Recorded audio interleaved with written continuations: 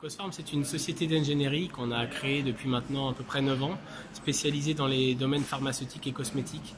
On réalise des lignes de packaging primaire et secondaire, soit sur du rétrofit, soit sur de la machine spéciale. Et désormais, depuis peu de temps, on a créé nos fins de ligne complètes en encaissage palettisation.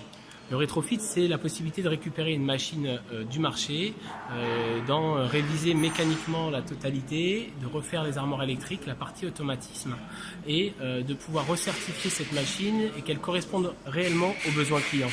Depuis peu de temps, Pacosfarm est parti dans une solution en fait de machines standard sur lesquelles on est capable de proposer des machines donc de fin de ligne avec une qualité de fabrication qu'on espère équivalente à celle des très gros constructeurs aujourd'hui représentés sur le marché, et de manière à pouvoir proposer des solutions à nos clients.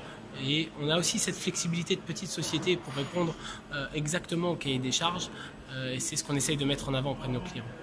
Et puis vous développez aussi des robots, le robot collaboratif. Le robot collaboratif, qu'est-ce que c'est exactement ? Tout à fait.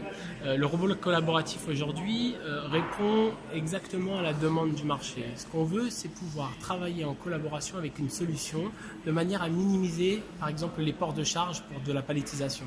Donc on va intégrer des solutions collaboratives, nous on intègre du FANUC, de manière à pouvoir réaliser des tâches aujourd'hui réalisées par l'opérateur, qui sont de prendre des caisses qui sont souvent lourdes, qui sont des tâches répétitives, et de créer des palettes avec ces caisses.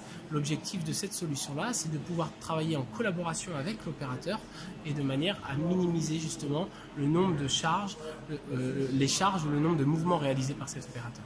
Et sans risque, le robot peut s'arrêter à tout moment. Tout à fait, sans risque. Le robot, à partir du moment où vous venez toucher le robot a un capteur intégré, un capteur de sécurité 6 axes, qui vient arrêter en fait le robot en fonctionnement, ce qui fait qu'il n'y a pas de risque pour les opérateurs autour de la machine.